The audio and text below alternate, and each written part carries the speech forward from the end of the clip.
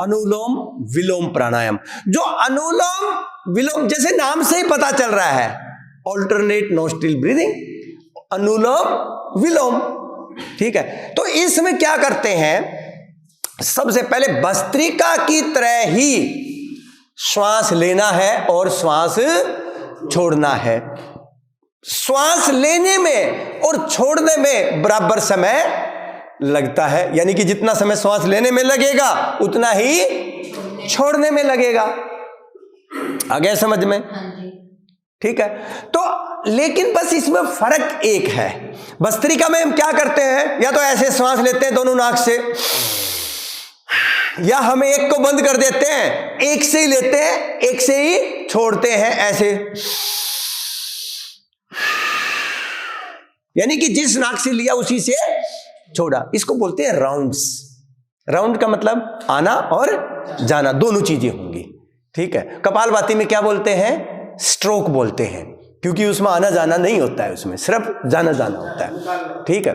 तो अब क्या करना आपको, अनुलोम विलोम प्राणायाम में सबसे पहले ये कौन सी मुद्रा, वायु मुद्रा। कौन सी, वायु। कौन सी है, वायु मुद्रा। तो वायु मुद्रा में ऐसे आराम से बैठ गए, और हाथ कोनी जो है ना आपकी, ये जो है क्या होगा, 90 डिग्री, ठीक है। ऐसे नहीं झुकाना भाई, सारा प्रोसेस ही चेंज हो जाएगा और उसका 1% भी फायदा ही नहीं मिलेगा। वो मैं बताऊंगा कैसे। क्या करना है, ऐसे रखना इसको, है ना, कोशिश करें कहीं भी टच ना करें हाथ को, या तो ऐसे रखें वायु मुद्रा में, नहीं अगर ऐसे रखा जाता तो एक हाथ वायु मुद्रा में रख लें और एक ऐसे रख लें, अगर दिक्कत है तो। वैसे तो कोई दिक्कत है नहीं ऐसे रखने में, ठीक है। आ गया।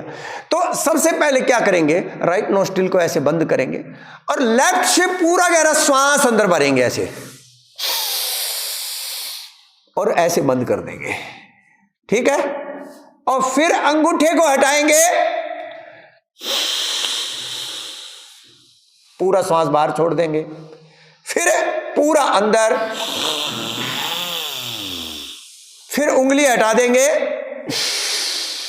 एक नाक से सांस लेनी है, दूसरी से छोड़नी है, जिससे छोड़ा उससे फिर अंदर भरनी है और पहली से ही बाहर छोड़ देंगे, यानी कि तब एक राउंड होगा।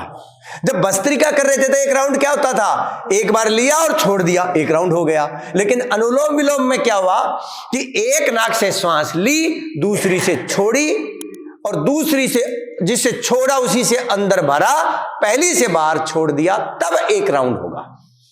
लगभग 20 सेकंड्स लगती हैं एक राउंड होने में, 8 से 10 सेकंड लगती हैं भस्त्रिका में, और लगभग 20 to 30 सेकंड लगा लो लगती हैं अनुलोम विलोम में। श्वास की आवाज आती है, क्योंकि ये दो तरह की श्वास होती है। पहले ये भी समझ लें एक बार, दो तरह की श्वास होती है। एक होती है भस्त्रिका श्वास, भस्त्रिका श्वास धूकनी की तरह जो होती है, ठीक है। एक होती है उज्जयी श्वास, ठीक है, जिसको विक्टोरियस ब्रेथ बोलते हैं। तो जो भस्त्रिका ब्रेथ होती है उसमें एक वेग, गति के साथ श्वास लेते हैं और गति के साथ ही छोड़ते हैं। उस श्वास में आवाज भी आती है और श्वास लेने में और छोड़ने में बराबर समय लगता है। यह भस्त्रिका ब्रेथ है, ठीक है। तो भस्त्रिका प्राणायाम में हम कौन सी ब्रेथ यूज करते हैं, भस्त्रिका ब्रेथ। अनुलोम विलोम में कौन सी करते हैं, भस्त्रिका ब्रेथ। दूसरी जो उज्जयी ब्रेथ होती है, उज्जयी में क्या होता है, श्वास की जो गति है वो बहुत ही धीमी होती है, इतनी धीमी होती है कि हमें खुद ये नहीं पता चलता कि ले रहे हैं कि छोड़ रहे हैं, यानी कि बिल्कुल धीरे धीरे जो है ना गहराई में जाती है।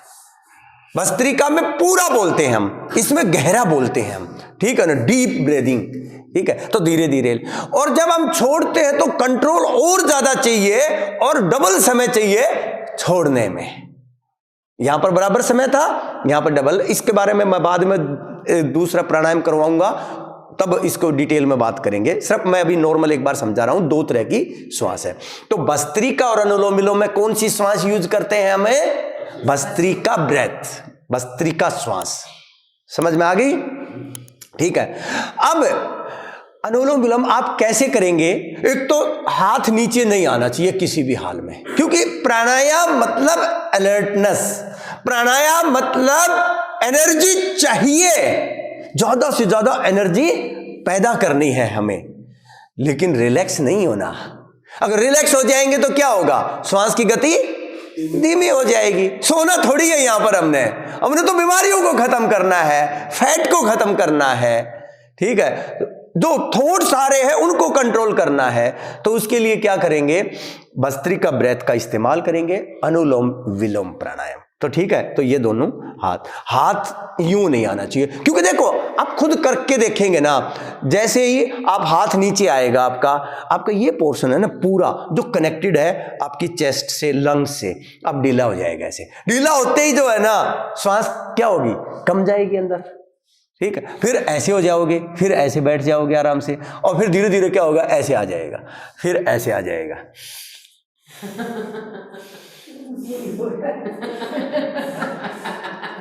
होता है कि नहीं होता? होगा, यहां भी होगा। आपकी मैं फोटो खींच दूंगा, वीडियो बनाऊंगा। अभी जब प्राणायाम सिखा देता हूं, फिर आपकी वीडियो बना देंगे, फोटो बना देंगे, आपको दिखा देंगे कि भाई आप भी ऐसे करते हैं। जैसे अभी मैंने बोला कि हाथ की जो प्राणायाम करे तो हाथ की पोजीशन कैसी होनी चाहिए? ऐसे होनी चाहिए। ये जो कलाई है यहां ऐसे टिकी होनी चाहिए। ठीक है, ऐसे आकर के नहीं बैठना, ऐसे। आपको पता हो कम से कम 30% ऐसे लोग थे। ठीक है, नाम नहीं बोलूंगा अभी, ठीक है, बाद में बताऊंगा नाम। ठीक है, एक एक का स्कैनिंग कर चुका हूं मैं। ठीक है ना, हर एक के ऊपर ध्यान है। 30% लोग ऐसे थे, यूं बैठे थे, कुछ ऐसे बैठे थे। अब मैं बार बार बोल भी रहा था, कमर गर्दन सीधी नहीं होती तो दीवार के सारे बैठ जाओ, नहीं होती तो कुर्सी ले लो। ठीक है, तो आपको जो है ना ये ध्यान रखना, ऐसे नहीं बैठना, ये नहीं, सारा प्रोसेस ही चेंज हो जाता है। बॉडी का एक एक पार्ट कनेक्टेड है भाई। ये नहीं है कि सिर्फ नाक से सांस ले रहे हैं तो प्राणायाम हो गया, नहीं, पूरी बॉडी करेगी उसमें। तो ये बैठना है, ये ऐसा। ठीक है, हाथ यूं नहीं आना, यूं नहीं आना, हाथ यूं ही रहेगा। थक गए तो क्या करोगे? ऐसे कर लो दूसरे से, ऐसा लगता है। एक बार इससे कर लो, दूसरी बार इससे कर लो, तीसरी बार इससे कर लो, फिर इससे कर लो। जब थोड़ी सी हाथों में ताकत आ जाए तो 2 राउंड इससे कर लो, 2 राउंड इससे कर लो, फिर थोड़ी सी और ताकत आ गई तो 3 राउंड इससे कर लो, 3 इससे कर लो। थोड़ी एक में कम ताकत है, एक हाथ से 2 कर लो, दूसरे से 5 कर लो, कोई दिक्कत नहीं है, कोई दिक्कत नहीं है, करना है पूरा। समझ में आ गया?